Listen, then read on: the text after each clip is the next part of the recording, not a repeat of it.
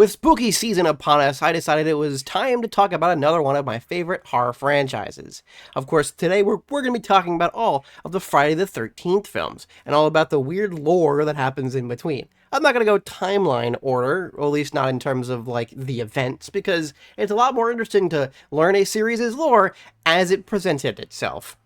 Friday the 13th, of course, started in 1980, made by Sean S. Cunningham and written by Victor Miller. Very important to note that, because that will implicitly be the reason why we haven't gotten a Friday the 13th in quite a long time. Being a very low-budget film that was made mostly to capitalize on the slasher craze that started thanks to the indeed much better movie, that being Halloween, at the time, Friday the 13th would grow into its own franchise and would probably be one even bigger and more well-known than the Halloween series. It certainly has more watchable movies than the Halloween series, to be honest here, but let's get into them. So, of course, today we'll be talking about all of the Friday the 13th films, all involved, all, even if not fully, involving my boy Jason here, who of course has become one of the most memorable, well-known, and prolific killers in all of horror media in general, right? Now, of course, we'll be talking about most of the movies, but I'll be bringing up some of the weird books that were made in the years since. Now, there's only 10, technically 11 movies in this franchise, so you'd think it'd be not that hard to talk about what is just like the same dude, more or less, happening to kill some teens 10-ish times, right? Well, you'd think that. As mentioned, the original Friday the 13th happens in 1979, but of course it mostly starts all the way back in 1950. All the way back in the 1950s. Of course, Jason Voorhees was born in 1946, and he was brought along to Camp Crystal Lake as Pamela Voorhees, his mom, had gotten the job as the camp chef. Now, of course, things were fine, but the 11-year-old Jason accidentally drowned, and by that we mean he was forced down there by a bunch of shitty kids, and seemingly had died. Now, of course, the question remains of how exactly Jason survived this. Now, I have a whole theory that will hopefully be inevitably a script for a future movie. Rights holders of the Friday the 13th franchise, call me up. But more importantly, I'd like to imagine he just kind of didn't, and Pamela thought he died. And ultimately, because of that, later on Friday the 13th in 1958, Pamela has become completely mad and kills some of the camp counselors at the now reopened Camp Crystal Lake. Then going forward, it was closed for an incredibly long time, though it was attempted to be brought back in 1962 because of some poisoned water. It was closed again, and because of that, it became known as Camp Blood and had some kind of death curse. It's also just funny that the idea that Pamela just poisoned the water. Presumably most of the teens that exist throughout the series are born before the events of each of these movies, so we're not going to go over every single birthday of every single character. But I should mention at around that point in between this death curse part of the timeline, Jason's dad, Elias Voorhees, ultimately leaves and divorces Pamela and has a daughter who is implicitly not Pamela's daughter, and that is very important for later. It should be noted that Camp Crystal Lake isn't just Camp Crystal Lake because it's on the Lake Crystal Lake and also in the town called Crystal Lake, but also it's made by the Christies. The Christies are the people who founded it, and Stephen Christie, son of the person who founded Camp Crystal Lake in the first place, is now trying to reopen it. Steve Christie and 6 of his new hired counselors, most importantly being Alice Hardy, are of course slowly murdered by the now returning Pamela Voorhees. Of course, for the most part in the movie Friday the 13th, you don't know exactly who's the killer. Some faceless killer is just killing off these teens one by one, in increasingly horrible ways. There's some pretty good ones here. Hell, even Kevin Bacon dies in this one. But obviously Alice Hardy survives. But indeed, she's chased around and soon found by the nice, happy, sweater-wearing Pamela Voorhees, who at first seems perfectly fine until she starts talking about her dead son and then whispering to herself, and then you quickly realize, oh shit, she crazy. Chases Alice around until Alice is able to chop her absolute head off like it's lobbed off. That girl should go into baseball. Now this, of course, is the full death of Pamela Voorhees. Her locket and head are, of course, found by Jason, who, of course, now is a fully grown-ass man by this point, who's just sort of, wearing denim and then wearing a bag on his head. Because, you know, not only was he a survivor of a seeming drowning event that had driven his mom crazy, but he also looks like a strange mongoloid creature. He's basically Sloth from the Goonies if he was raised even worse. Alice has a dream that this younger version of Jason Voorhees tries to, like, drown her, but it's more than likely that A, that never happened at all, or B, it might have happened, and that Jason just kind of appeared to her because of her shock and awe of almost being murdered and her friends dying, that he just kind of seemed like a weird swamp kid. The same year, but a couple months later, Alice is trying to just live her life in her apartment, and Jason apparently snuck in, put his mom's head in the fridge, and then decides to kill her right then and there. He actually takes her body to his shack because he ultimately is always around Camp Crystal Lake, or at the very least the town of Crystal Lake, and rarely ever, you know, goes outside of that. Because yes, canonically, her apartment was near the same town that this murderer was around. I try and move farthest the fuck away from anything even close to there, but okay. And it's not like she did that on accident, like, oopsie. She purposely went there to try and face her fears. Like, why? Honestly, that's on her. In between movies, there is, of course, a big gap. The next movie, Friday the 13th Part 2, happens in 1984. In the middle of that big time gap, Jason just kind of trounces around all throughout Camp Crystal Lake's campgrounds, which apparently a bunch of people start attempting to open up things over the next several years. One of these summer homes, which presumably was built sometime before the events of the first movie, Higgins Haven, owned by the Higgins family, 17-year-old Chris Higgins is nearly attacked and killed by Jason, but is able to survive. I should note, this is really more important to the events of 3, but also the writers for 3 originally wanted this to be more than just an almost murder, but that would have been very weird and nothing that Jason would have even known to do. If you can't guess what they wanted Jason to do, good for you. If you can, then yeah, they wanted him to do that. Now we get to the trilogy events that happen all basically within the same week. That's right, Friday the 13th Parts 2, 3, and 4 all happen within the same week. That Thursday, July the 2nd, Paul Holt opens up his counselor training program at Packanack Lodge to hopefully reopen the actual Camp Crystal Lake. The original grounds are a little bit different than what we saw all the way years back when, so I'm assuming they were rebuilt, and those are the ones that will be used later on. But of course, the actual counselors are going to be trained at Packanack Lodge. P.S. Here's a map of all these places. It's weird that all these are right nearby each other, and also including others in the series. We'll get to them, though.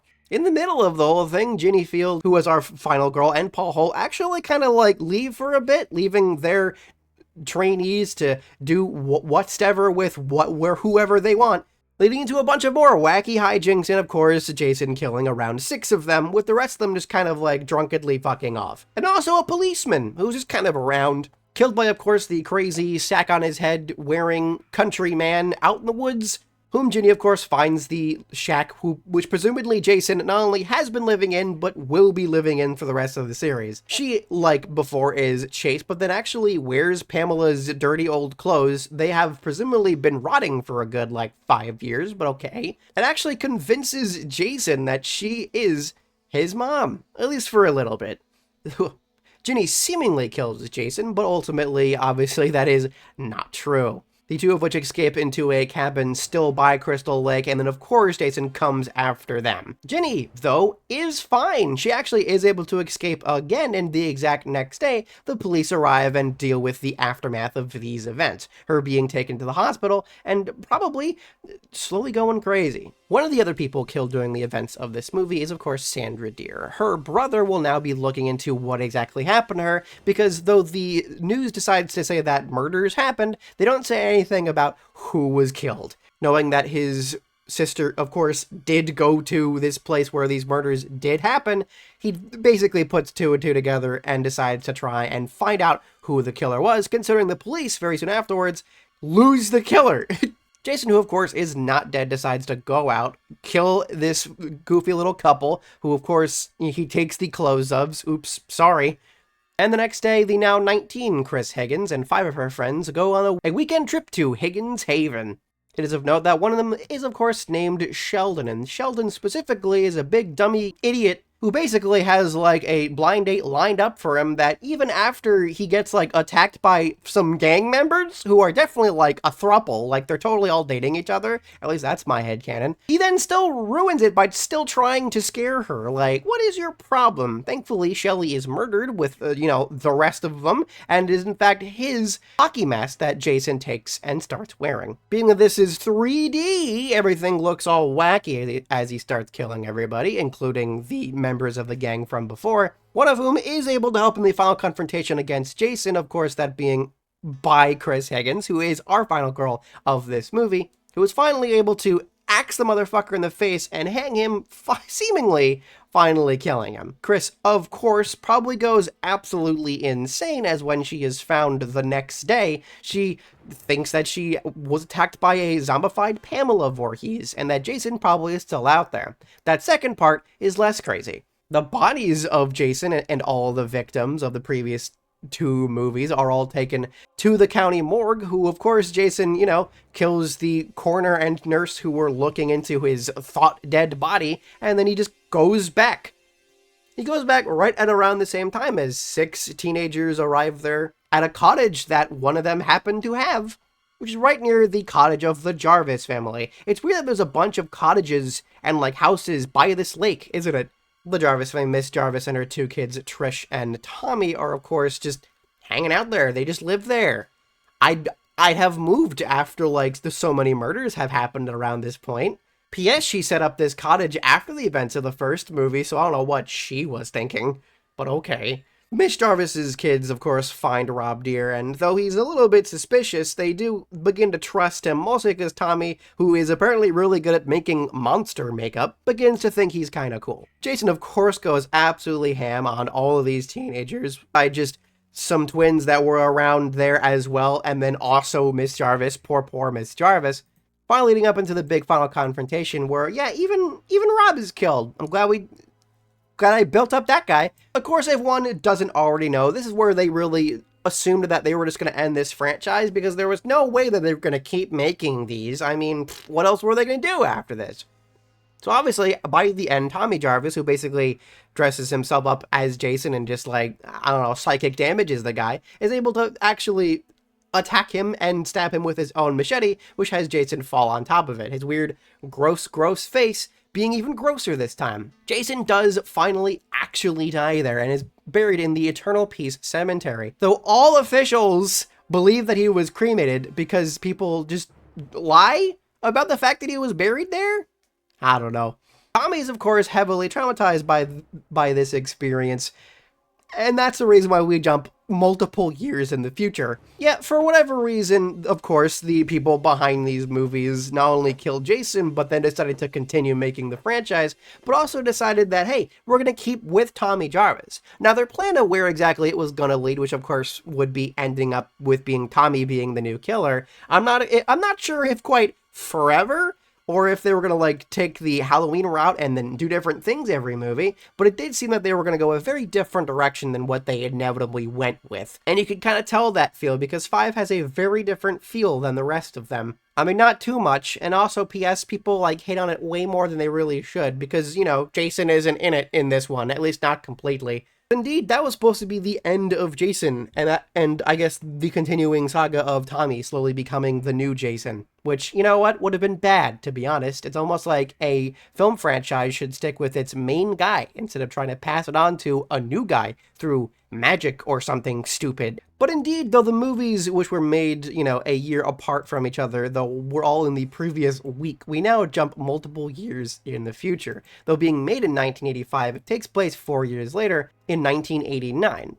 Friday the 13th, a new beginning, now 17-year-old Tommy Jarvis is sent to Pinehurst Halfway House, which of course happens to be right nearby Camp Crystal Lake. A little bit further than a lot of the other places, but the fact that they literally send him there is so weird. He was previously in the Unger Institute of Mental Health, which is of course much farther away, but also still in New Jersey. P.S. All this is happening in New Jersey, which of course is unsurprising. Without trying to withhold the actual spoiler of this movie, of course, as mentioned, Jason is not the killer in 5, but is in fact paramedic Roy Burns. I remember watching this with my sister, who had not seen any of these until this little marathon we went on, so their reaction was, who? And that's, what a lot of people have in this. There really is no good build up to who exactly the murderer is. But when you look back at it and you see his reaction to his son, who of course is Joey, getting axe murdered by Big Man, you're like, oh yeah, that makes sense now. Too bad I have to, it didn't in the moment. But indeed, Roy Burns dresses up as Jason to try and pretend that Jason's back. And a lot of people, because of that, now believe that it might be Tommy Jarvis, including Tommy Jarvis, who, because he sees visions of Jason, believes that it might be himself, which is just kind of funny, honestly.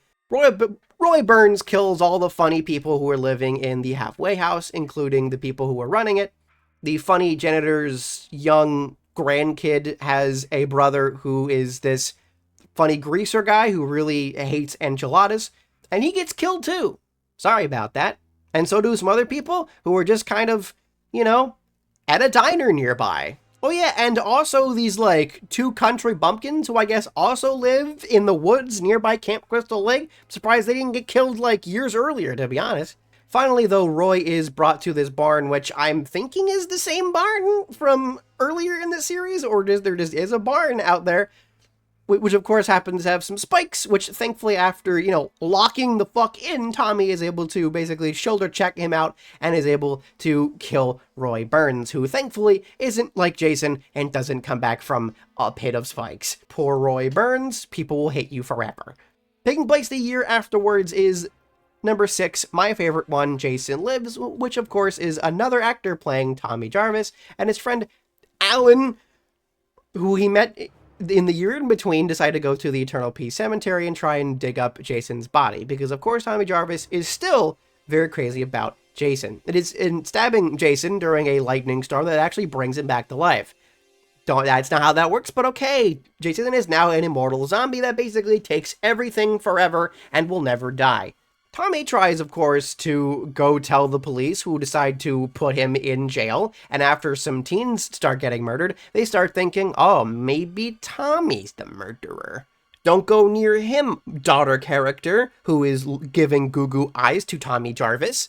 Obviously, of course, the sheriff gets in the middle of actually trying to find Jason, so Jason is able to, in sometimes comedic ways, kill a lot of the people who were just kind of hanging out near Camp Crystal Lake, including some people playing a paintball game, the cemetery care worker, who I'm sure had a bigger role in the original version of this or something, alongside several of the people that are going to the most recent opening of Camp Crystal Lake. Several of the camp counselors, who of course were friends of the sheriff's daughter, are blamed on a couple times that Tommy is actually able to get out of jail.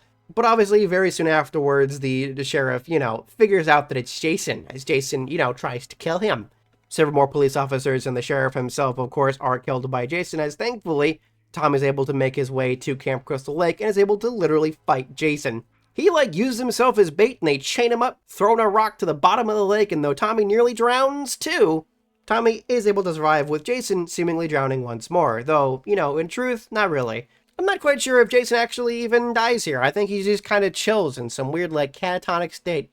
Later that same year, 10-year-old Tina Shepard's telepathic powers manifest for the first time, causing the death of her father, leading into a big time skip leading into the next one in 1997, Friday the 13th, Part 7, The New Blood. That's right, 7 whole years pass in order for us to get the new main character of the next movie, which means we have a whole other big time difference between the actual release of Part 7, that of course being 88, and when it takes place.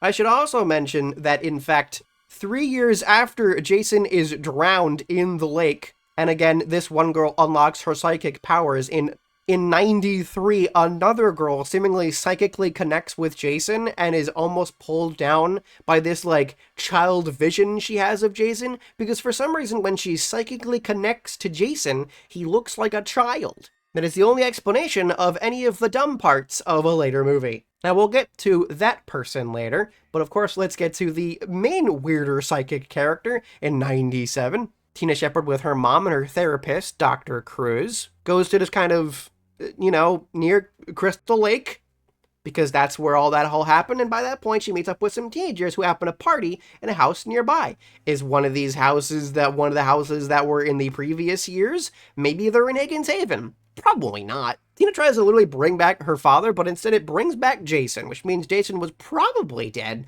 but maybe not when you thought. Of course, Jason over time slowly kills these guys, including Tina's mom, who the therapist just kind of throws in front of Jason. Don't worry, he'll get his in a second. Of course, Tina, with barely any help with her new boyfriend, psychically fights Jason in what is probably one of the coolest parts of the whole series, as she just wrecks the dude and destroys his mask. You finally really being able to see what his now, like, zombified, rotted face is like now. But of course, with help of the reborn for a good, like, couple seconds dead dad, Jason is pulled once again back into the bottom of the lake. Don't worry, though. Next movie happens a year later. Jason, whose dead body apparently fell down near some power lines, which are sure there, is reawakened when said power lines are bumped into by a couple of the senior class members of Lakeview High School. They have a little boat that happens to be on Camp Crystal Lake's part, which for some reason leads into the ocean. Now, mind you, we're in Jersey, so it's possible that there might be some kind of river that leads into the, like, shore, which inevitably is where the beginning of this movie is. But, that's stupid. So these two banging students, of course, are found by Jason, who now takes a new mask from them because for some reason Jason merch is a thing, because it is perfectly exactly Jason's mask again. And he takes their boat because apparently Jason can drive a boat. That or it just has such great autopilot that it's able to go right to the now launching SS Lazarus, where a good chunk of the movie takes place. Jason just climbs right on a board and does his best hiding, because apparently he's great at stealth, slowly killing 6 of the students and 3 of the crew in constantly and growingly horrible ways. Probably some of the most fun kills of the series, and also some of the most unfortunate. A lot of the group slowly finds out that they have to get off this boat as Jason starts getting closer and closer to them. They, of course, end up at Manhattan, and I'm not sure how long they were on that boat, but okay. Oddly enough, Rennie is nearly drugged by a couple of just, like, very stereotypical gang members, but hey, that's not the first time we've seen that. Who, of course, are soon enough killed by Jason, who then, of course, continues to chase the group, killing the rest of them, one in a boxing match, one that I don't think really even counts as his own kill, because it was just kind of not even his fault that the old lady blew up, but sure, add it to the kill count. And then scaring a couple hooligans with his gross ass face, he chases them all the way down to the sewers of New York and is soon caught in by the repeated nightly flooding of toxic waste, which New York apparently does in the world of Friday the 13th, not in the real life, because what the fuck? This finally alerts the FBI to know that Jason is an actual threat to the world, so of course he's then hunted down. Jason Goes to Hell, the final Friday, happening in 2003, so it takes him a little bit to find the guy. Jason Goes to Hell, the final Friday, made in 93, is of course technically not a Friday the 13th film, though obviously in canon it of course is. The rights to this are, of course, a little bit complicated because it's actually, they have the rights to Jason, but not like the rest of the series, which is so weird. Either way, on June the 12th, he is blown to shit by the FBI. He blows up, and now Bounty Hunter Creighton Duke is looking around going, I wonder when they're going to realize he's not dead. So, of course, he starts harassing the boyfriend of the daughter of the mentioned Diana Voorhees. It's weirdly complicated because you're not quite sure, who exactly this character is, but he is Stephen Freeman, though the writers wanted him originally to, of course, be the man who was in 3 of these movies previously, but they didn't have the rights to him. So now he's his own dude, trying to get his ex-girlfriend who is pregnant with his daughter to listen to him instead of her new shitty boyfriend, whom, as the movie later reveals, of course, was trying to use all this to get, like, access to the now condemned house of the Voorhees family. Though it took 9 films, we now finally see what Jason's childhood home looks like, and it looks like, Actually looks like a good house. I mean, obviously, it's not been used for a long time, but had this been in better shape, shit, I'd live there. Are you kidding me? Not now, though, because I wouldn't want to be murdered by Jason, but still. Jason, P.S., though did explode, he basically psychically makes one man eat his heart, which now makes him house his weird demon self, because Jason is actually a strange little demon creature. As we also find out later on, thanks to Creighton Duke, we find out that Pamela Voorhees apparently had the Necronomicon, straight up just does have it, and apparently cursed her son to constantly live forever. Maybe the reason why Jason survived the drowning was because his weird little demon self popped up in on out, and I did something in order to come back. Mind you, he can only fully come back if he basically gets himself into the body of someone related to him. Stephanie and Steven, with help of Creighton Duke, are able to get Jason to the Voorhees house, and are going to basically use the Kandarian dagger, another thing from Evil Dead, to kill him for a final time, of which he ends up, popping out of the shitty boyfriend's body, popping into the dead body brought there by the shitty boyfriend, by the way, of Jason's half-sister, which he basically literally shoops up into her cooch and comes out Jason. Why? Either way, Jason is stabbed by it and brought down by the weird rock monsters, of which seemingly everything's fine. And that is where, of course, Jason died. That is thankfully the final canon adventure of Friday the 13th. Now, there are other things. However...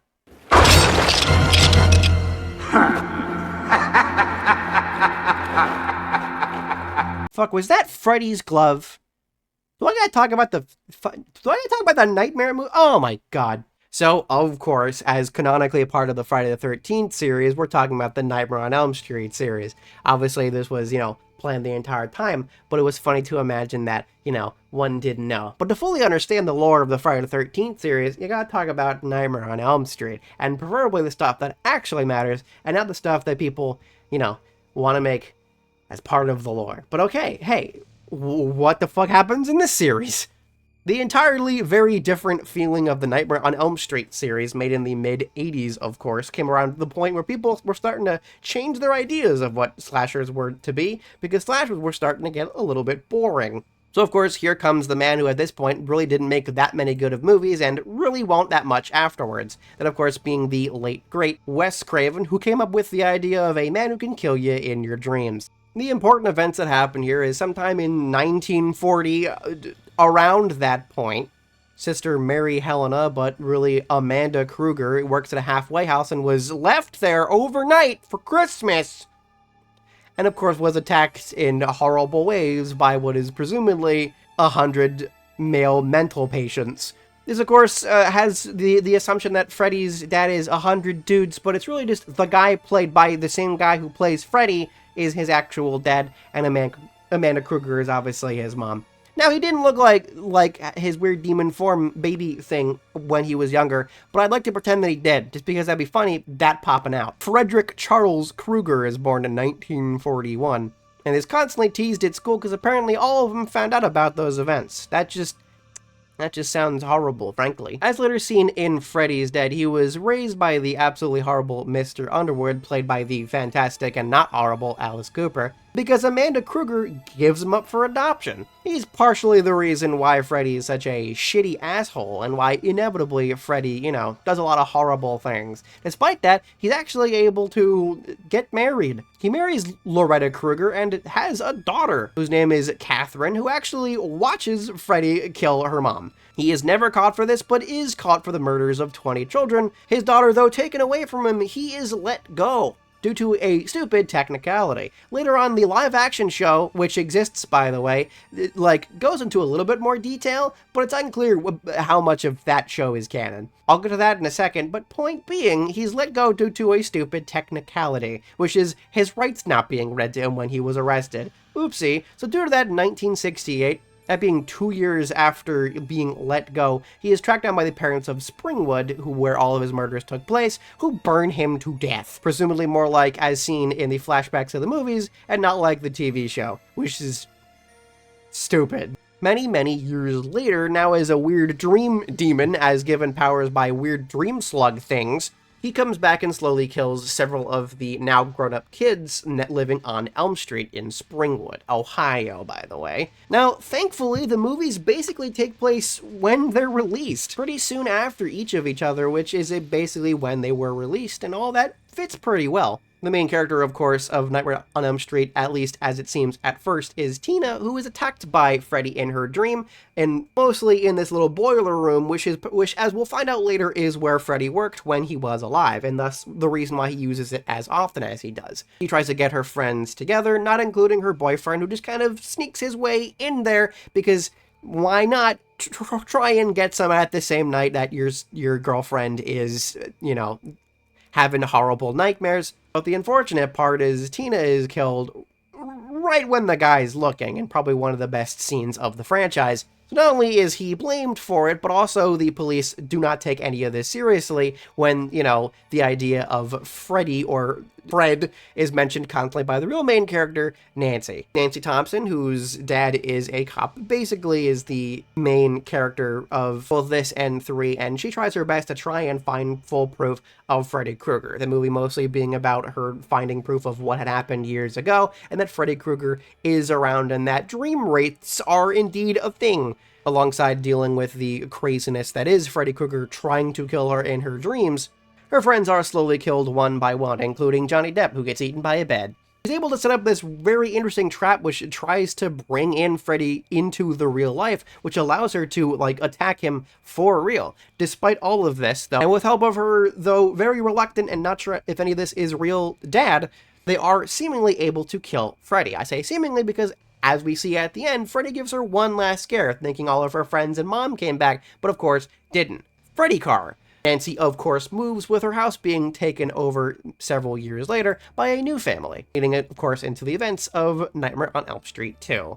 Frederick, presumably after failing to do so with the Fresh Prince, as seen in his great song Nightmare on My Street, tries to go convince the new person who is living in the old home, that of course being Jessie Walsh. Jessie, who has probably one of the craziest screams of all time, is our final girl of this movie, where Freddy basically slowly takes over his body. Through taking over his body, we see that Freddy is able to basically also alter aspects of the real world and, the physics of the real world in similar ways he could in the dream world if given a human inhabitant. Jesse feels like he slowly goes mad as people start dying around him, though weirdly not as many as you would think, oddly. And though he tries his hardest, he is overtaken by Freddy by the end of the movie. But with the very power of love, and despite the fact that Freddy kind of just bursted out of his fucking body, he pulls his fucking flesh off, and lo and behold, twink. This final part, of course, taking place at the actual place where Freddy was working when he was alive, which the boiler room is based on in the dream sequences, which of course is guarded by face dogs, because apparently Freddy can also make weird creatures in real life, again, with a human inhabitant. He could probably do way worse things had he really attempted, but probably because how hard it is to connect with someone and keep it is probably the reason why Freddy doesn't try again, at least in the movies. Because who would really, be as easily controlled by Freddy? I mean, who... no! Enough kids basically start having as much of problems as Jessie was, as Freddy starts coming back the, year afterwards, and a bunch of them are put into, basically, an insane asylum. Kristen Parker, the kind of final girl of this movie, is having some dreams where she's being attacked by Freddy Krueger. It's enough for her mom to send her to the same place. It, of course, is located where the Hathaway house was, which Amanda Krueger was working all those years ago. And it's unclear where exactly it is. This exact place is later seen in Freddy vs. Jason, the whole reason we're, watching these movies. But, it seemed to have not fully been in Springwood, and it's possible it's a little bit, out of town, but still, nearby Springwood, enough that it's in Springwood, because it needs to be in Springwood for Freddy to be there, for reasons we'll talk about in a minute. Their main doctor is Dr. Neil Gordon. No, not Dr. Gordon from the Saw films, unfortunately, but maybe they're related if we're gonna get weird like that. He's not sure how to deal with them, but soon enough, Nancy Thompson, of course, shows up and she starts doing weird things to be like, hey, let's express our dreams.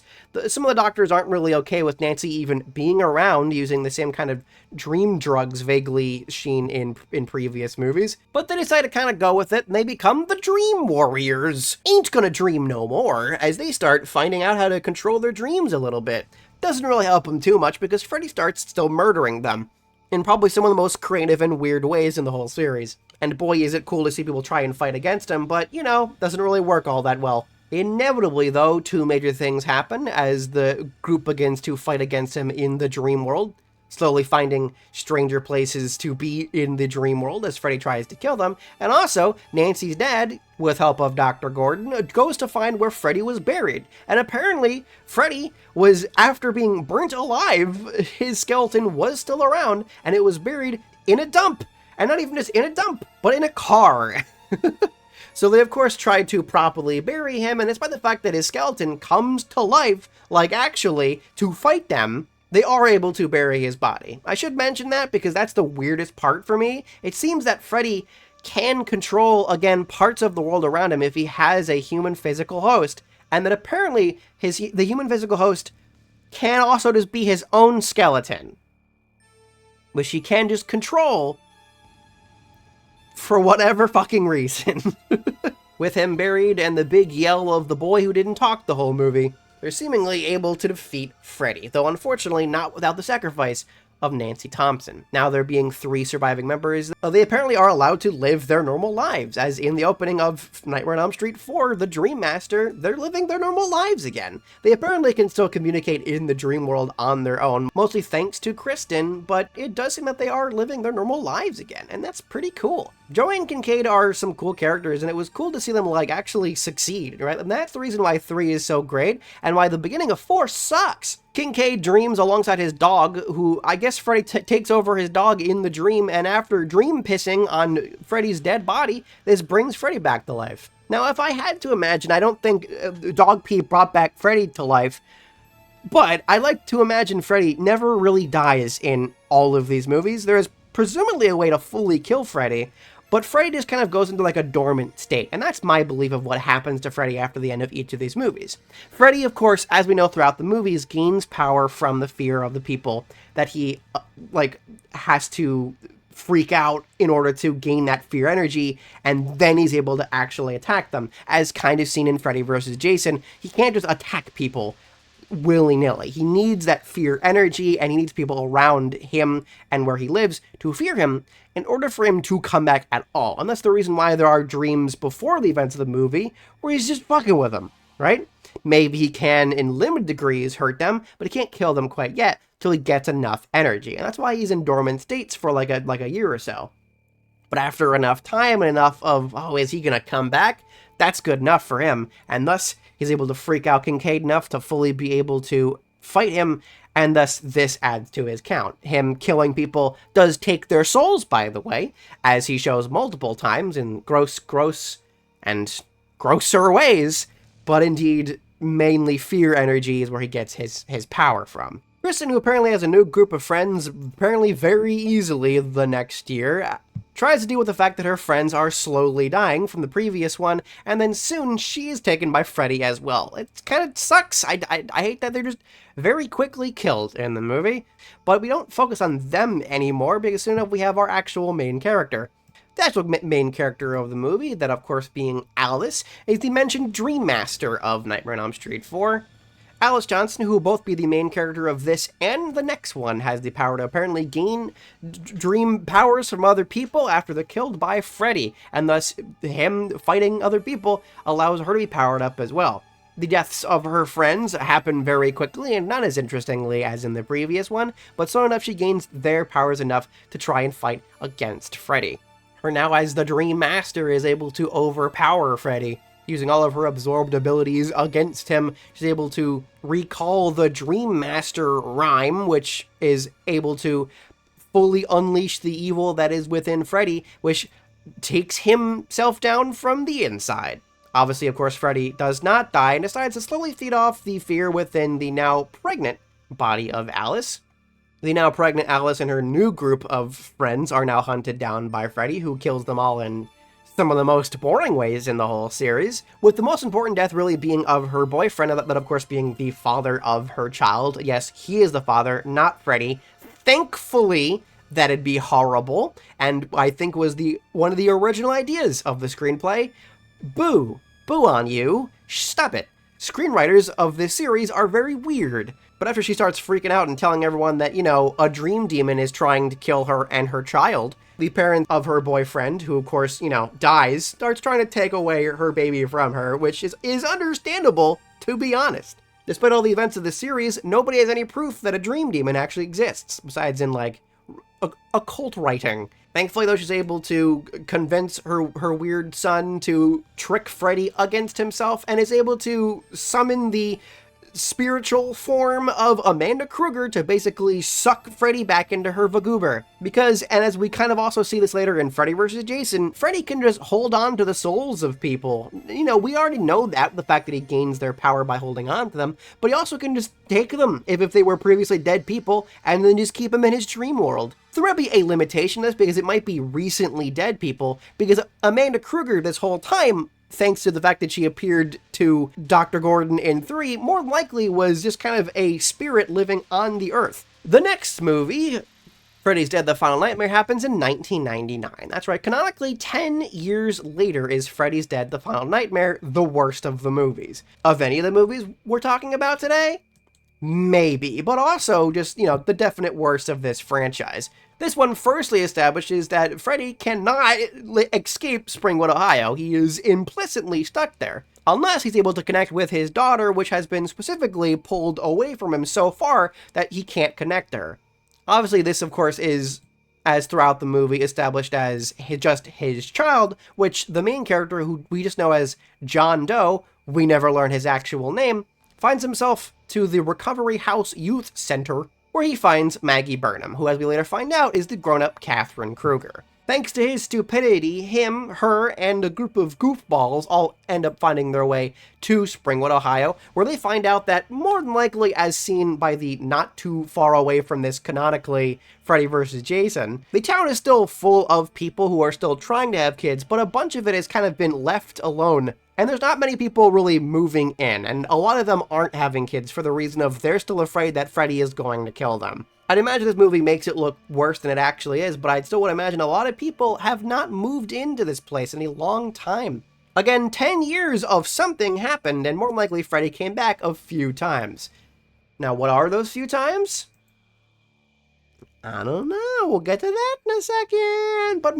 But the point is, at the end of it, inevitably, Maggie/Catherine is able to find the weird dream demon lore, the Dreamin' lore, and it is up to her, as being connected to Freddy Krueger, to finally actually defeat him.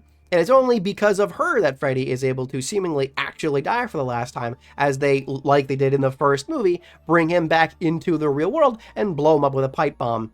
Dumb as hell. But hey, at least Freddy is seemingly dead in the movie Freddy's Dead. So, what happened in the 10 years in between before we get into Freddy vs. Jason, by the way? Well, there's a Friday the 13th TV show and a Nightmare on Elm Street TV show. Now, the Nightmare on Elm Street TV show, that of course being Freddy's Nightmares, is much more actual Freddy involved than the Friday the 13th show. The Friday the 13th show was really just using the name of the franchise, which was just whatever. It doesn't matter. It's a show I'm probably never going to watch in my life and has actively nothing to do with Jason, and thus due to that is maybe canon. Like, maybe there's magical artifacts out there, and again, maybe Jason's mask is one of them, but he and nothing involving Crystal Lake is involved in that show, not even mentioned or as a cameo, even though they legally could, so we're not going to talk about it. Freddy's Nightmares, however, is its whole own thing. My God. You can find clips of it online, and if you can, absolutely do. It is worth your time. Freddy's Nightmares, I fully think, happens in the years in between. The 10 or so years in between films, I think he really just absolutely ruined Springwood in every way possible. So there's a lot to go off in terms of what happens in Freddy's Nightmare, which could basically serve to be an entirely other video. that might be in the future. But for now, let's just say there's a lot of wacky shit that happens that really, due to how dreamlike the show can get, you can kind of just chalk up most of this to being either A, weird people leaving Springwood, and B, Freddy just likes messing with people in their dreams, making them think that they're, in real life, which is what happens in the movies, so that's entirely real. The only thing that really has to be added is the fact that, a magic mime might exist. But yes, I do think that this happens in Springwood in the years in between, that kind of the town gets slowly messed up more and more thanks to Freddy just messing with people's lives. It seems that Freddy, basically by tagging on to the damned spirit of Jason, is able to basically put him back in his own dead body, and through that latches a ride from hell. It's entirely possible that Freddy does die, but because of his weird soul latching on shit that he did what he was a dreamin', both are brought back in the events of Freddy vs. Jason. In 2003, it's clear by recent ordinances, as shown in Freddy vs. Jason, that nobody is supposed to mention Freddy at the fuck all, that throughout those last couple of years, things were looking pretty good. The main characters of Freddy vs. Jason are, of course, twofold. Laurie Campbell, who, of course, is currently going to Springwood High and is missing her boyfriend, the other main character, Will Rollins, who has been sent to the insane asylum from 3 after seemingly trying to talk about Freddy Krueger. It seems anyone who talks about him and has dreams about him is sent away very quickly. Obviously, he sneaks the fuck out the moment that there apparently is murders happening once again on Elm Street, which starts to get the police a little bit worried of, oh my god, is Freddy back? The answer is kind of. Freddy is back as mentioned, but he also, as mentioned, can't really do anything because there's not enough fear energy around, and thus that's the reason he's getting Jason to go do stuff. As we'll kind of see in this movie, the barrier from Freddy's Dead was destroyed, so it's clear that this man can just kind of go around the world now, whenever he wants, really. So why he really cares is unclear. My point is, he goes to Jersey and gets Jason, who presumably walked the whole way. Regardless, Jason, of course, really shows himself majorly first at a big rave, where he starts wrecking dudes, several of which are entirely understandable. Our main group of teens are worrying about that. They also then start worrying about Freddy, who also starts trying to take advantage of this situation. They try to get some Hypnosil from Weston Hills, hey, continuity, where they're of course attacked by both Freddy and Jason. Jason, who of course is, doing his crazy thing, with Freddy pretending to be a caterpillar from Alice in Wonderland. Because Jason is, Jason, Freddy, of course, kind of has to control the body of the biggest stoner of them in order for them to shove some Hypnosil in the fucking guy, in order for them to try and bring him all the way back to, Camp Crystal Lake in Jersey. They do, drive the body of Jason all the way from Ohio to Jersey, which is a multi-hour-long ride that they're just in that van with this crazy man. Either way, though a few of them die in the process in funny ways, they do indeed get the two of them to fight, having the two of them basically kill each other. Freddy being chopped up, Jason being dropped into the lake, and it's seemingly that both of them are gone. As far as it is, Freddy is indeed finally dead, and while he's probably still living in that head and maybe can, do something with the real world, it's possible that Freddy just is probably a trophy for Jason and isn't really affecting the world anymore. Releasing several years before Freddy vs. Jason, but happening several years afterwards in 2010, is Jason X. Jason X needs to be after Freddy vs. Jason because it of course is how Jason got back to looking like a regular Jason. He chases this one lady who of course is working at this research facility, who apparently captured Jason in 2008 in order to look into his crazy immortality, where after chasing the lady, both of them find themselves into cryogenic freezing chambers, which are just left there, all the way up till 2455. That's right, the far-ass future is when Jason X happens.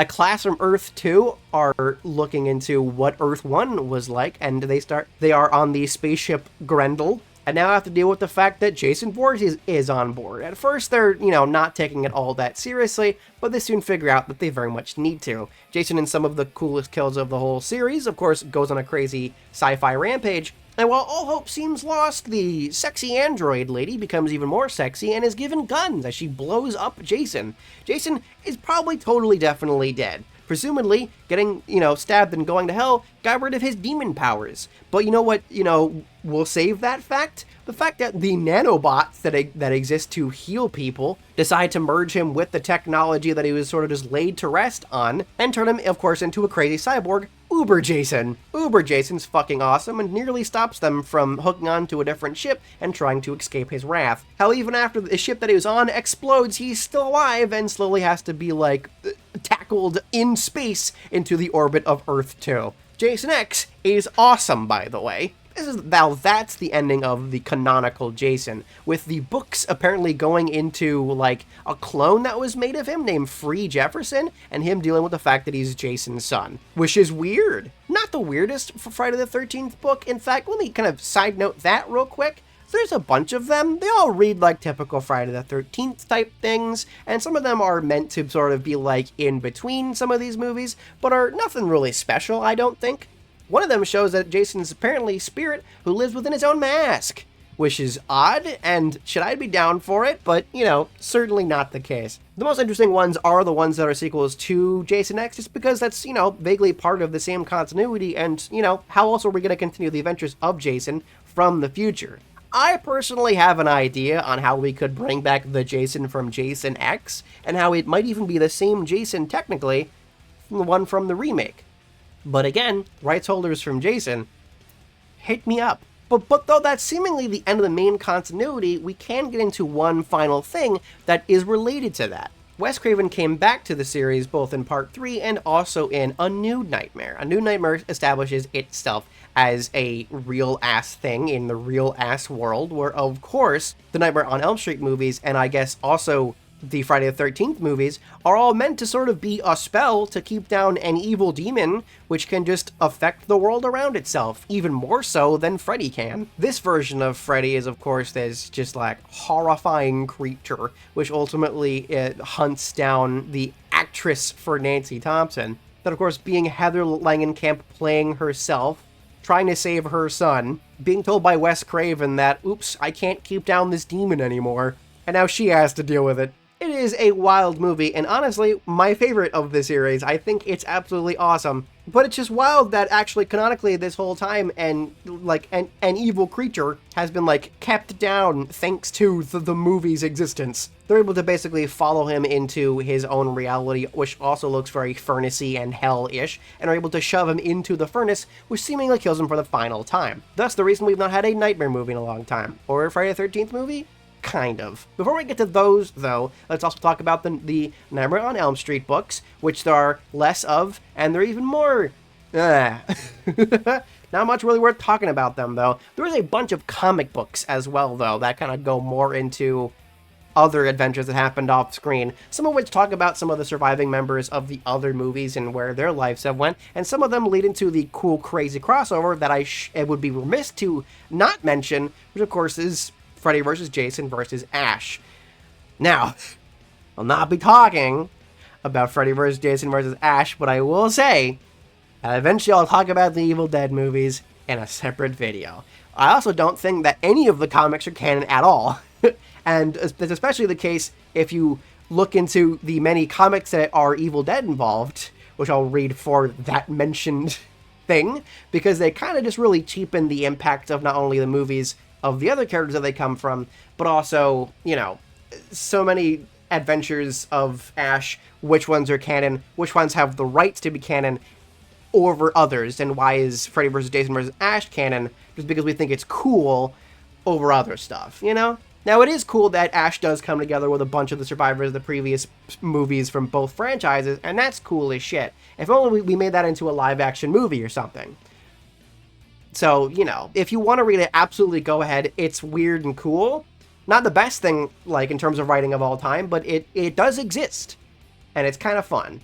But, unfortunately, that's really all that we have from the franchise. It's not like there's been that many comics or books in the many years since, and there's been barely any attempts to even try to make sequels. At this point, Robert Englund is a little bit too old to really be Freddy. Besides a little reference in the Goldbergs, there's not really been any real reason to try to bring him back. And I don't think, and neither does he, think that we could really do the same kind of thing that he could do when he was younger. There, of course, was an attempt to make remakes of both of these series years later, of course made by the company that is led by Michael Bay, though Michael Bay didn't really have much to do with the actual movies themselves. Besides a character from the Transformers Michael Bay series apparently appearing in the Friday the 13th series, which makes it canon to not the rest of the Friday the 13th films, but instead to Transformers, which is funny. These movies do, like, ooze this, like, late 2000s, we're trying very hard to be edgy and gritty and different than the slashers that you grew up with back in the 80s and 90s. And, you know, they're hit or miss, and my one is a hit and one is a big fucking miss. Friday the 13th, 2009 is fine. It's Friday the 13th again. It, though, in a different continuity, establishes that the events of the first movie were, like, a year or so later than what was previously established, and now he's been in the jungle this entire time. I personally like the idea that this Jason apparently goes so fast around people because of underground tunnels, and if I had the chance to, I'd fully make that canon in the real timeline because that just makes a lot of sense. But that's really like there is to that. And Jason also dies in that one too. He gets in a wood chipper. He can't come back. Kidding me? What? I don't think they were planning on ever making a sequel, and thanks to the certain, rights issues of who even owns this franchise, we're not sure if we're ever going to get one. Well, the other one, Nightmare on Elm Street in 2010, sucks. I'd like that they did attempt to try and make Freddy look more like a realistic burn victim, indeed, but, Jackie Earle Haley doesn't work in the same way that Robert Englund does.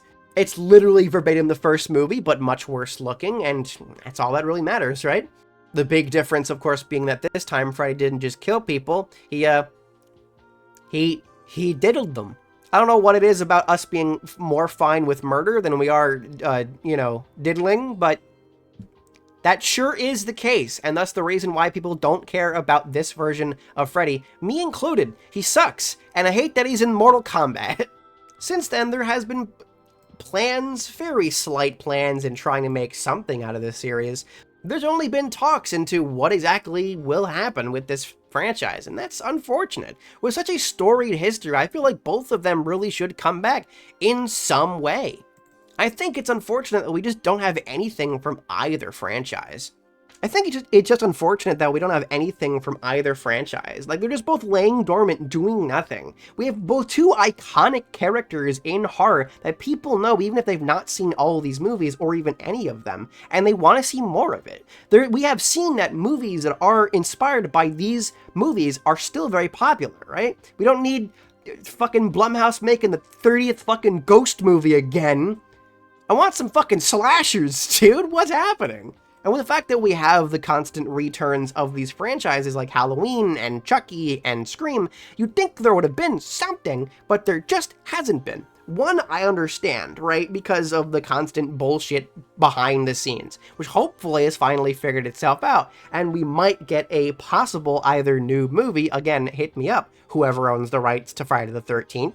I have some ideas, but we're also apparently gonna get some other morons' ideas, making a prequel involving Pamela?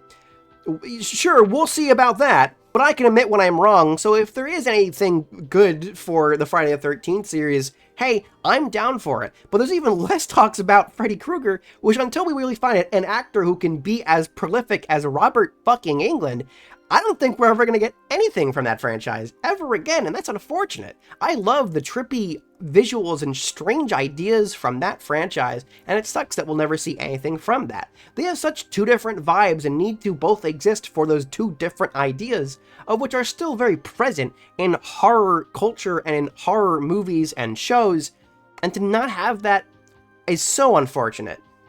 Regardless of what happens, their legacies are secured. These franchises, both the good and the bad, are some of the most fun, wacky stuff, especially when going over what is apparently canon and non-canon in this franchise.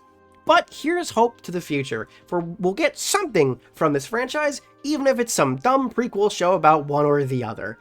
I would be down for anything, as I'm down for any real slasher film in general, and I'm just wanting to have some fun slasher film time. Until then, though, I've been the Movie-a-thoner. I hope you enjoyed this video. If you did, then make sure you leave a subscribe, leave a like, and leave any other ideas for film franchises to talk about in the future. Until then, though, stay good, stay safe, and don't be an asshole.